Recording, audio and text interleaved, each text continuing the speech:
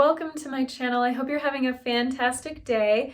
In this video, I'm going to go over some tips for creating pretty accurate undersketches for your paintings, or just sketches in general if you're doing a drawing and not a painting.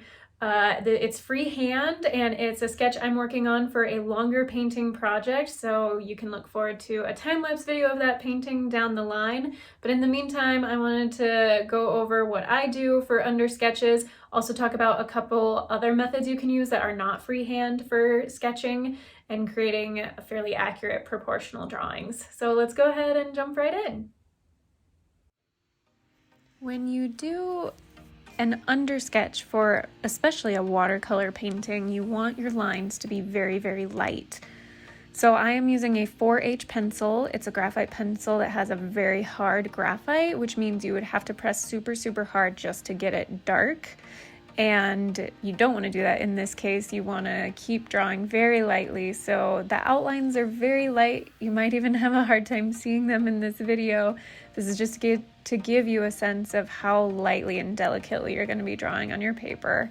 And you are starting to see maybe a few features now fleshed out. This is a drawing for a tiger. And I am using a reference photo from unsplash.com. The reference is linked in the description. But I always, when I want to do an accurate drawing, use a reference image.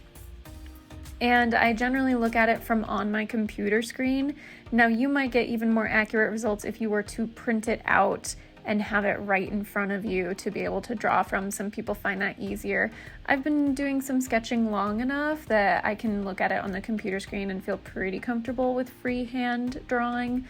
So this is a freehand drawing. I'm just looking at the image, and sorry about that quick sort of lapse there. I thought I had pressed the record button on my camera for that second set of 10 minutes for the sketching, and I hadn't, so sorry, there's a little bit of a gap. Anyhow, so what I am doing is using a sort of approximation eyeball method, and what that means is you will see several times throughout this time lapse where I lay my pencil down just like that, as you saw there, and what I'm doing is approximating, okay, the width between the left and the right ear, that sort of forehead space, is about the same width between, or the same measurement between, the outside edge of that right eye, or the tiger's left eye, and the inner eye. So I'm looking at different features within the image and saying, hey, this is equal to about that, and then using my pencil to measure that. And it's a pretty decent way of doing it if you've been drawing for quite a long time. It works out pretty nicely. Now you may have some errors and have to adjust things if you accidentally mismeasured. That did happen to me in this. I realized I don't think the forehead was quite tall enough, so I had to go back, erase, and redo. That's another reason why you want to draw very lightly, because if you need to erase anything, you don't have really dark lines that will be hard to get rid of. So just working like that. Another thing that I do with eyeballing and approximating is kind of looking at where features line up. So if I start with a certain feature, I did start at the edge with the left ear, but I could have started with the eye, or any kind of feature you want. If you know that, hey, the bottom of the chin lines up, or the edge of the chin lines up with one of the eyes, as you're drawing that in later, make sure that it lines up so that everything just kind of is in line with each other the way it is in the photograph. And I'm going to talk a little bit about some of the other methods. This for me is a fairly accurate one. I may have to do some fine-tuning and refining to make sure it really is as proportionate as possible, but it works pretty well. If you don't feel that comfortable with kind of eyeballing and freehanding, there are a couple other methods. You can use the grid method, which entails overlaying a grid on top of your reference image. So whether that's like on kind of see-through paper with a black outline grid on it, or just on screen, if you have some editing software, you can put a grid. And then you would also very lightly draw a grid on your paper. So this is an 8" by 10" paper. It would make sense to have an 8 by 10 grid. You would also have an 8 by 10 grid on your reference photo.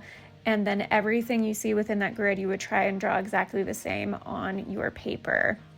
So that's going to be really accurate. You just have to worry about drawing in the grid and then erasing the grid lines later on.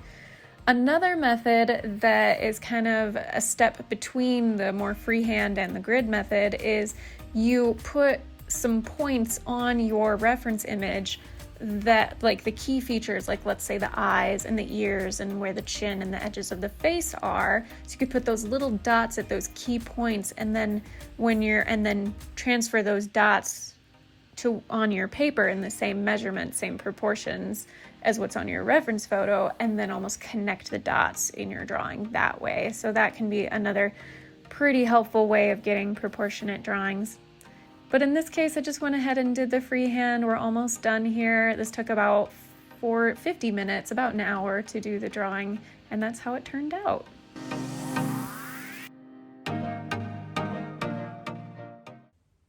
Thank you so much for watching. I hope you enjoyed that video and got some good tips from it. If you did, go ahead, give a thumbs up, subscribe to my channel. I'd greatly appreciate it. Until my next video, be kind to yourself, be kind to others, God bless, and I'll see you soon.